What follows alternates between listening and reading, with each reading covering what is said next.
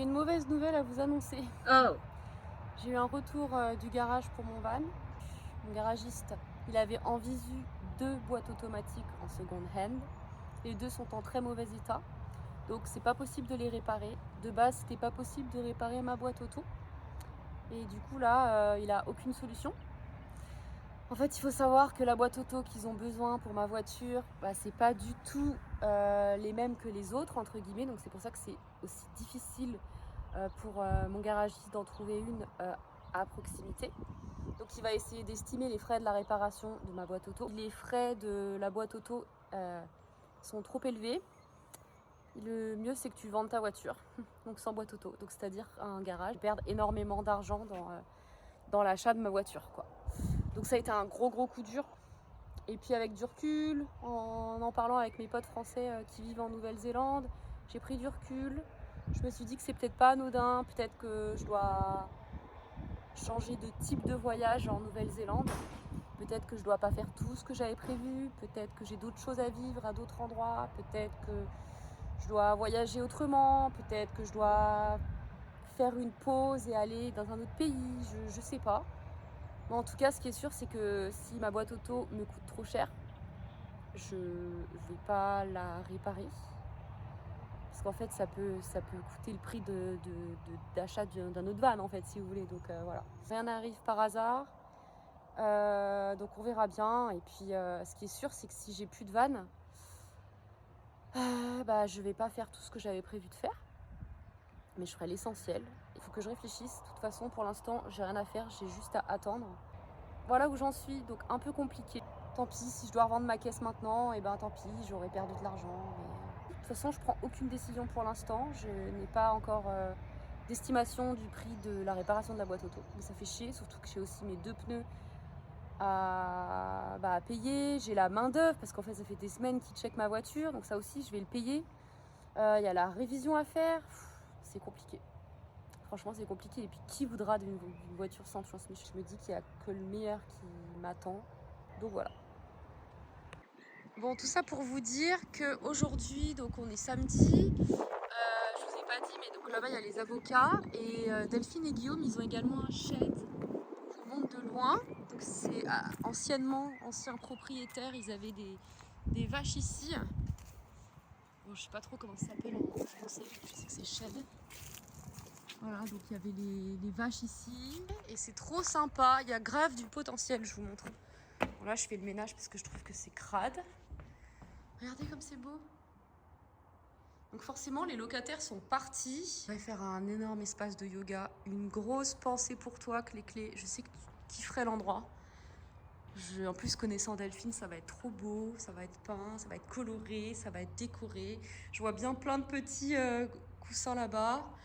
Guillaume, il voudrait casser ses poutres. Je trouve que c'est dommage parce que ça gâche un peu le charme de cet espace. Donc voilà. Et ça, ce sont les vaches de chez le voisin, du coup.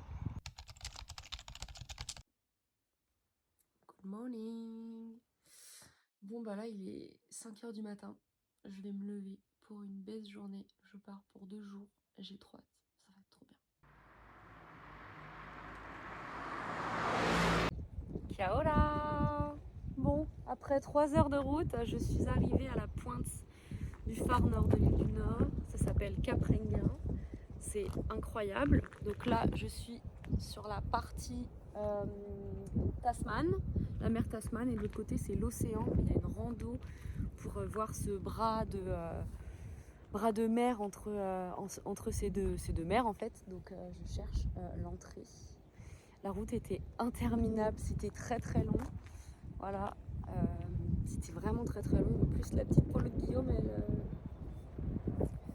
il lui manque un peu de puissance, mais ça le fait. En tout cas, c'est magnifique, il fait beau. Donc là, je vais découvrir le Cap Renga. Une bonne journée qui s'annonce. Le Cap Renga, c'est un endroit sacré pour les Maoris. D'ailleurs, on se croirait au bout du monde. Ce lieu, il marque la séparation entre la mer Tasman à gauche et l'océan Pacifique à droite. Et cette rencontre, elle représente, selon les Maoris, les va-et-vient de l'homme et de la femme pour créer la vie. Les Maoris, ils disent qu'entre l'océan et la mer Tasman, ils jettent leur âme. Et c'est vrai que on ressent quelque chose de particulier ici. Il y a une atmosphère très particulière. Je ne pourrais pas vous décrire ce que je ressens, mais on ressent des choses, vraiment. En tout cas, c'est magnifique.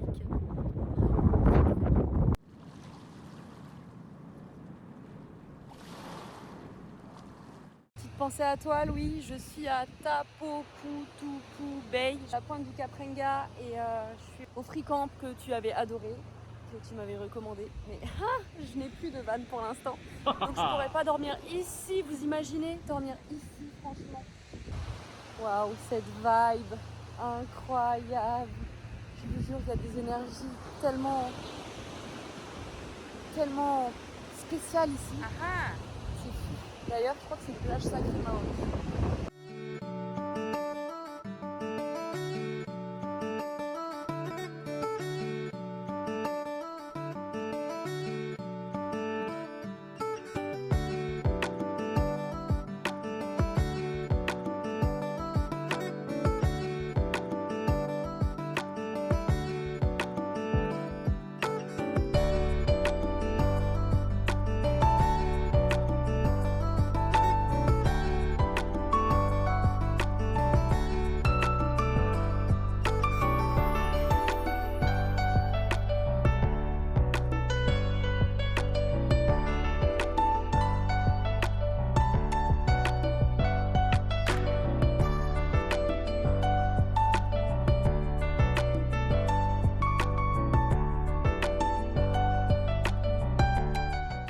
Il est 16h.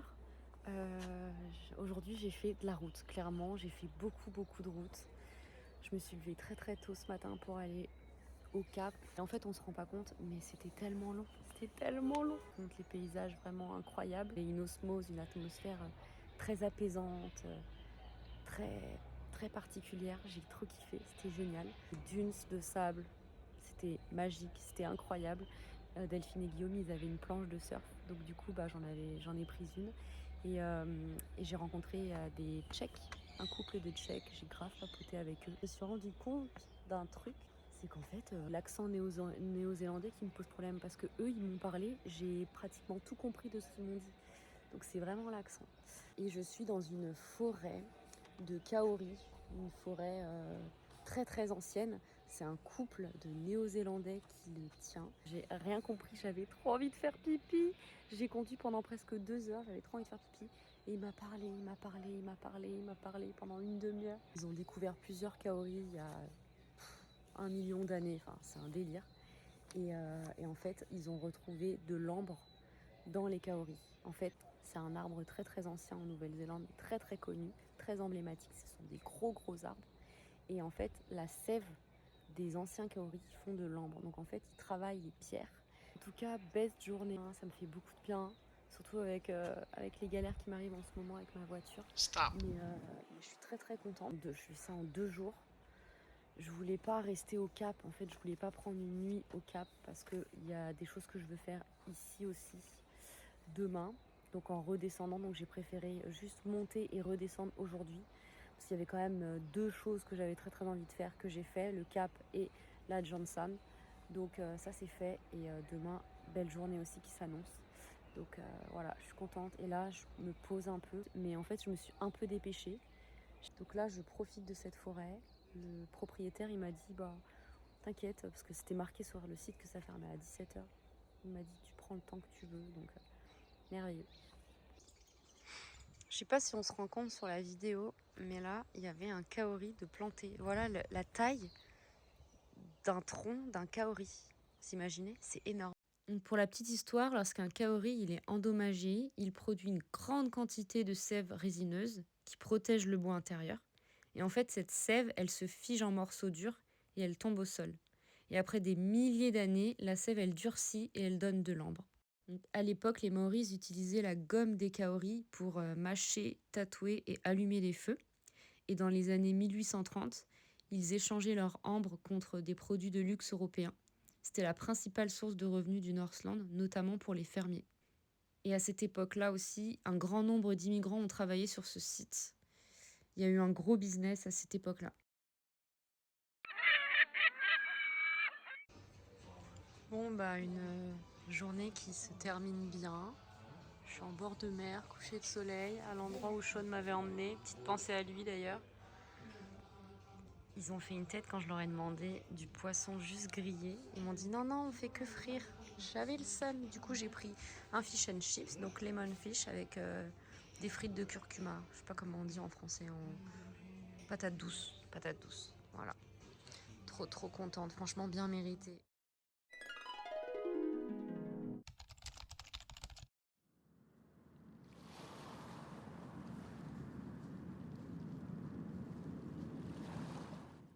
Donc ce matin, je fais la rencontre d'une Maori parce que j'ai réservé un soin de guérison traditionnel Maori qui consiste à manipuler les tissus mous du corps pour libérer le stress, les tensions et la douleur de l'intérieur du corps.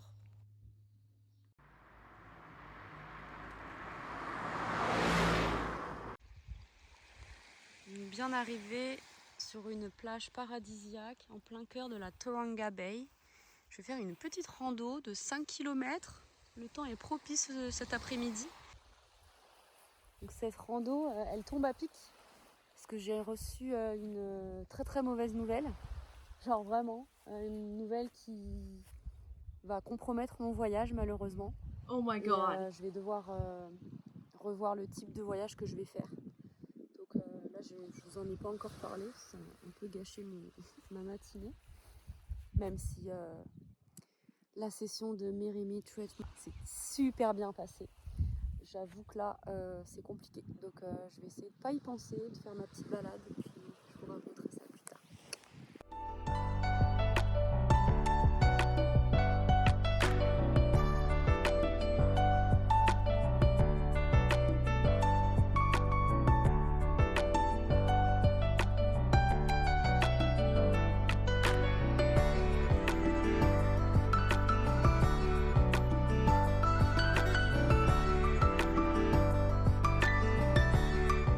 Je viens de remarquer un truc. Sur cette plage, il y a du sable fin et du sable blanc. Sur cette plage, il y a du sable fin et du sable noir. C'est magnifique. J'adore.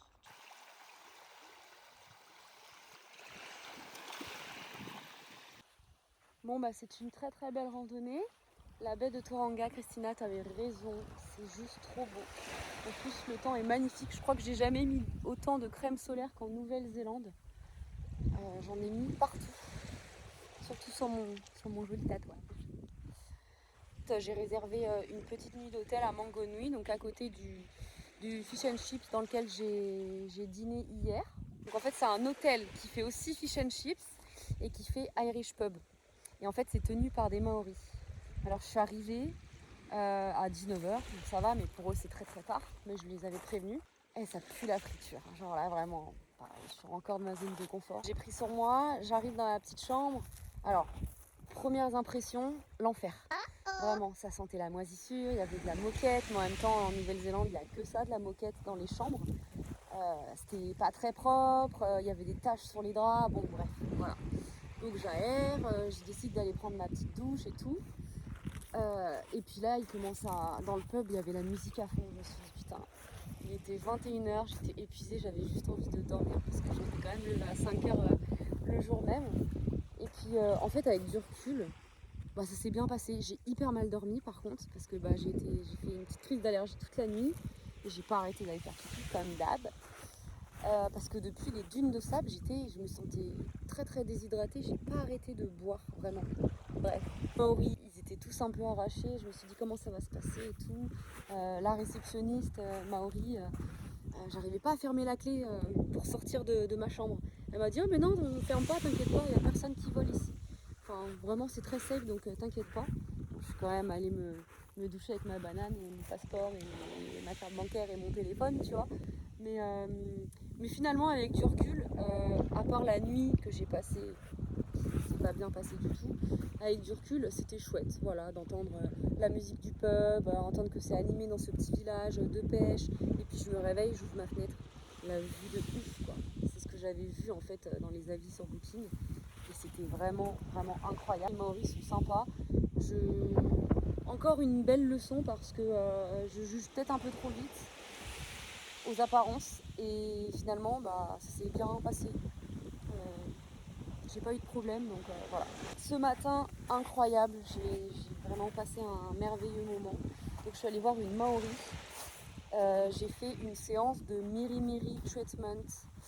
C'était comme un massage thérapeutique, régénérer toutes les énergies qui sont dans mon corps. Donc je vais parler quand vous venez la voir parce que j'ai un petit peu du mal à gérer l'intensité de mes émotions, toujours la même chose. Mais j'étais aussi très très curieuse de découvrir un peu qu'est-ce qu'ils font en termes de massage et en termes de thérapie naturelle en Nouvelle-Zélande. Et là je suis tombée sur une nana, une dame, une femme avec une énergie très très grande, très bienveillante. C'était incroyable. Donc j'ai commencé la séance dans une petite salle de massage.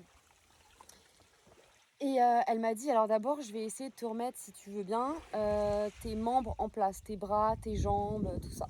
Mais par contre avant, parce qu'en fait les Maoris sont très très connectés, et ils sont très spirituels, elle m'a dit je vais faire une prière en Maori pour te mettre en connexion avec les âmes Maoris. J'ai trouvé ça génial, donc elle commence à faire sa petite prière.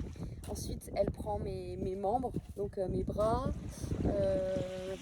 mes jambes, ma tête, et elle remet tout en place. Donc en fait c'était pas du tout un massage doux. Clairement on m'a fait craquer mes membres, donc c'était un petit peu brutal au début. Ça a duré quand même 20 minutes et ensuite elle a commencé le massage. C'était vraiment un massage, c'était ultra agréable. Elle m'a massé en fait aux épaules, à la nuque, je me suis mis sur le dos, ensuite sur le ventre. Elle m'a massé les pieds. Moi je déteste qu'on me masse les pieds normalement. Et là j'ai kiffé. Vraiment, j'ai réussi à lâcher prise. Et elle m'a dit connecte-toi dans ton inconscient, essaye de ressentir les émotions que je ressens. Et en fait ce que j'ai ressenti, c'est ces énergies. Et j'ai ressenti beaucoup d'amour. J'ai ressenti qu'elle me transmettait son amour. Et j'ai trouvé que c'était un moment incroyable, vraiment trop trop beau. Et ensuite elle a pris, je sais pas comment ça s'appelle, j'essaierai de me renseigner, un espèce de grand bâton qui fait du bruit. Parce que du coup il y a eu toute une immersion aussi de bain sonore. Et elle a soufflé dedans, elle a continué à faire des prières en maori. Ensuite je me suis mise sur le dos et elle a commencé à taper très fort. Donc en fait elle utilise plusieurs façons de faire pour libérer les tensions. Et puis elle a mis de l'huile partout sur mes cheveux. Ça c'est le truc que j'ai horreur. Mes cheveux ils étaient propres il y a 2 jours, je les ai lavés avant mon road trip.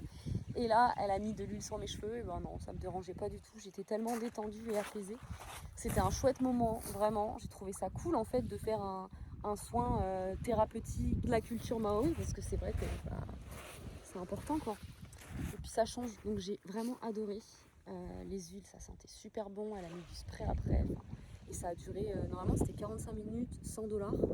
Et je suis restée 1h30 quand même, parce qu'on a beaucoup parlé aussi. C'était un merveilleux moment. C'était un des meilleurs moments de mon road trip sur Kaprenga. Vraiment, très très cool. Bon, je sais que c'est pas bien, mais je suis en train de fumer une cigarette. Stop. Ma dernière, je l'avais gardée pour un moment où j'ai pas le moral. Et ben c'est le moment. Voilà, et ben vous savez quoi, je la kiffe même pas, parce que ça je vous ai pas dit. Mais déjà j'ai froid. Vous en avez marre de voir cette casquette, hein. Ouais, moi aussi, j'en ai marre. J'ai arrêté de boire, j'ai arrêté de fumer. Plus de gluten. Les seuls gluten que je fais, parce que je veux pas devenir gluten free. Je suis obligée ici en Nouvelle-Zélande. Mais en fait, pour pas devenir gluten free, il faut quand même en manger de temps en temps. Je change de sujet parce que j'ai besoin de parler d'autre chose là tout de suite maintenant. Et du coup, ce que j'achète, c'est les orecchiettes de Barilla. Et après une grosse rando, je me fais des pâtes au bleu. C'est la vie. C'est ce que je faisais en France, ce que je faisais en Ardèche. Et j'aime trop faire ça après une grosse rando, me faire ça. C'est vraiment le plaisir que je kiffe. Voilà, donc je trouve du plaisir autre part que dans la cigarette, parce que finalement je la kiffe pas tant que ça. Je déjeunais sur cette belle plage, c'est quand même paradisiaque après avoir fait cette belle randonnée. Il fait très très beau, mais il fait froid. Il fait 15 degrés, mais le soleil est là quand même, hein. Franchement, c'est cool. Bon, je crois que j'ai froid parce que je bouge pas trop là aussi. Ça fait une demi-heure que je suis posée. Et il est temps de vous raconter un peu ce qui m'arrive. Il y a un chien devant moi. Petite pensée à Sarah. Ils sont partout ces putains de chiens. Il y a un chien qui est en train de faire caca devant moi. Par rapport à ma voiture, bon, j'ai pas des bonnes nouvelles. Du coup, le garagiste, il a estimé les frais de réparation de ma boîte automatique. Et en fait, c'est à peu près le même prix que le prix d'achat de ma voiture. toujours là. Non, pas de balle, non. Oh, du réconfort, des chiens. Donc, je disais, en gros, j'ai acheté ma voiture, je l'ai négociée à 6 700 $. D'accord? Donc, ça fait à peu près 4 000 euros. Juste la réparation de ma boîte automatique, ça me coûte 4 300 $. D'accord? Les frais de main-d'œuvre, donc labour, les frais de main-d'œuvre me coûtent presque 2 000 $. Parce qu'il prend quand même 90 $ de l'heure. T'imagines le délire? Ensuite, il y avait aussi les filtres à changer, l'huile et mes 2 pneus arrière qui étaient pétés. Donc ça fait au total 6 200 $ de réparation avec main d'œuvre et tout le tralala. Donc en fait, on est d'accord, ça vaut absolument pas le coup de réparer ma voiture. Ça sert à rien. Sachant qu'en ce moment, ma voiture, elle est estimée sur Le Bon Coin de Nouvelle-Zélande entre 3 200 $ et 5 000 $, quoi.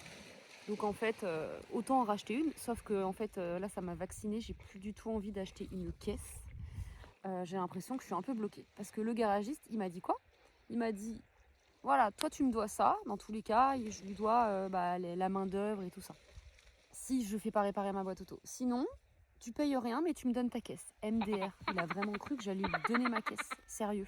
Et du coup, qu'est-ce que j'ai fait? Eh ben, je suis allée voir l'assurance parce que je suis quand même assurée tout risque et que je paye 80 $ tous les mois en tout risque avec la carte. S'il m'arrive une galère, je peux appeler n'importe quand. On vient me chercher, évidemment.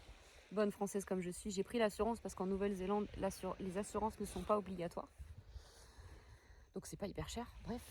Et en fait, j'ai déclaré le sinistre et là je viens d'avoir un retour, en fait, une lueur d'espoir pendant 2 jours. Et j'ai eu un retour comme quoi ils prennent pas en charge.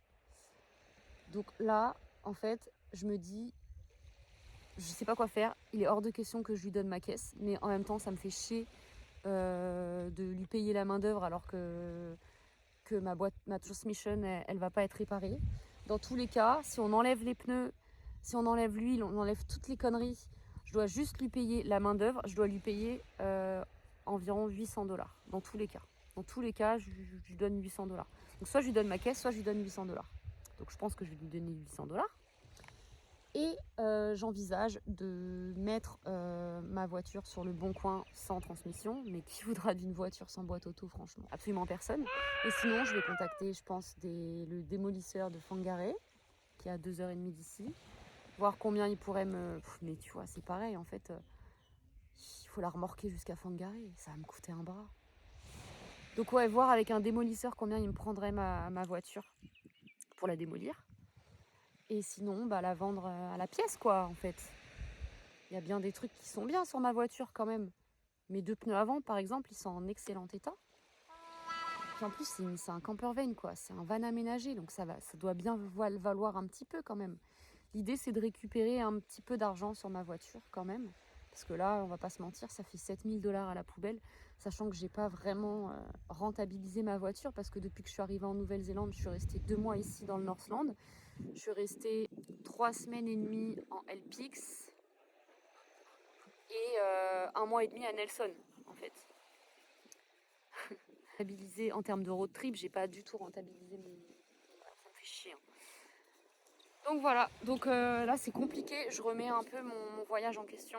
Bon, chaque chose en son temps, et je vais d'abord régler cette histoire de voiture. Je me dis en fait, avec ce qui m'arrive, c'est peut-être une opportunité de voyager autrement, de voyager différemment, de rencontrer des gens, plus de gens, peut-être faire du travel buddy, c'est-à-dire voyager avec des personnes. Donc j'aimerais bien peut-être faire 2-3 semaines de travel buddy avec quelqu'un qui parle anglais. Ça, c'est sûr que je ne prendrais pas un ou une française.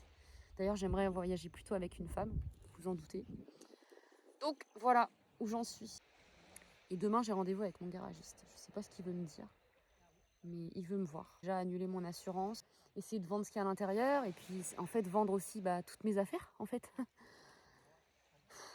Parce qu'il va falloir que je refasse le tri.